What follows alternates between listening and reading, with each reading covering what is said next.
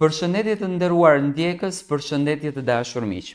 Ja ku jemi së bashku edhe një herë për të komentuar ngjarjen më të përfolur, ngjarjen më të zëshme që në fakt ka dhënë vend në popullin shqiptar.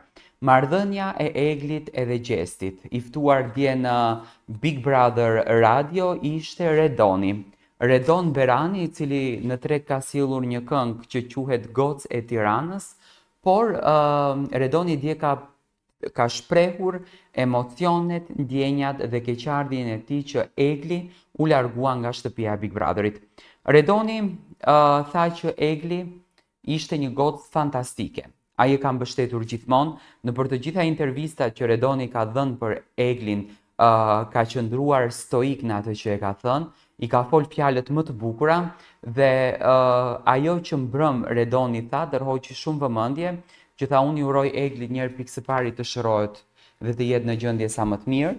Redoni ndoshta e kupton më shumë se gjithçka, se Redoni vetë ka qenë i prekur nga i ashtu quajturi depresion dhe e ka godit në zemër kjo pjesa, dhe Redoni tha që këngën Gocë Tirane le ta merr Egli si mbështetje sonte dhe le ta kupton që njerëzit jashtë e duan, e respektojnë edhe e nderojnë.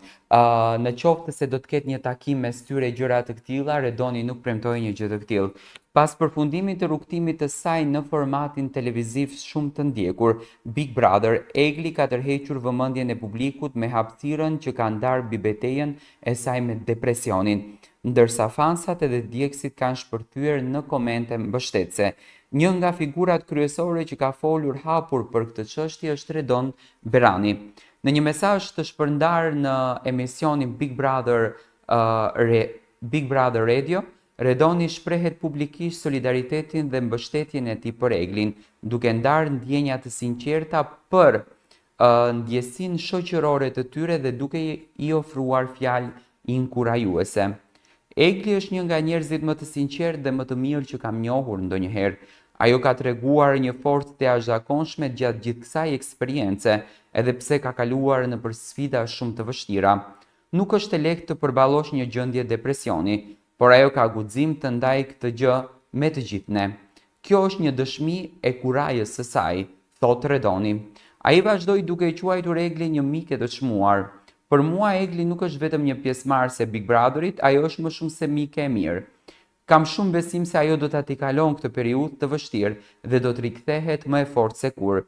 Fjalët e tij kanë marrë një numër të madh pëlqimesh edhe komentesh, ku fansat kanë vlerësuar këtë gest mbështetës. Shumë prej tyre kanë ndarë histori personale për të treguar rëndësinë e mbështetjes në raste të këtilla. Redoni gjithashtu bëri thirrje për ndërgjegjësimin dhe mbështetje ndaj çështjeve të shëndetit mendor. Është shumë e rëndësishme që të mos paragjykojmë, por të mbështesim njëri tjetrin. Shëndeti mendor është po aq i rëndësishëm sa shëndeti fizik, dhe Egli na kujtoi këtë me guximin e saj.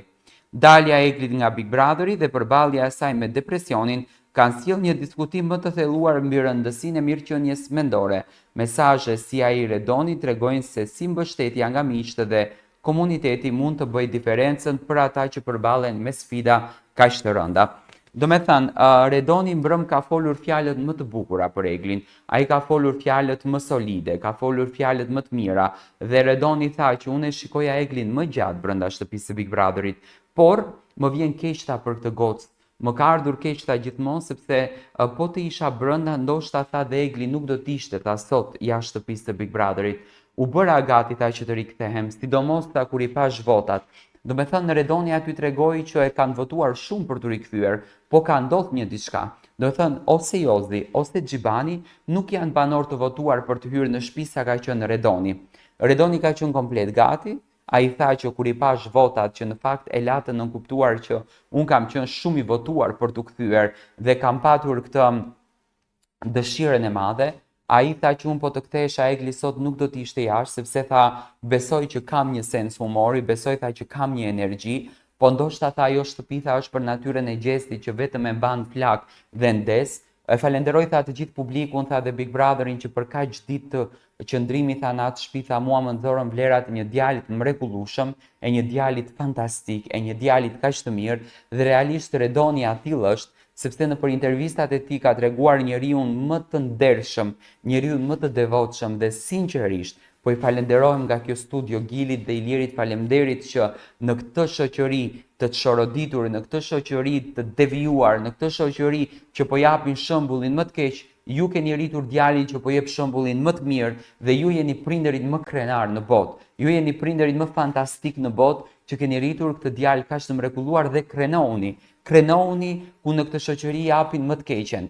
Redoni vërtet ndjente keqardhje sepse e kishte marrë vesh sapo para se të hynte në studion të Big Brother Radio që Egli është larguar nga shtëpia, por gjithsesi Redoni uroi më të mirat Eglit dhe të rikthehet më e fuqishme se kur dhe të ndjekën ëndrat dhe dëshirat në jetë që ajo i ka.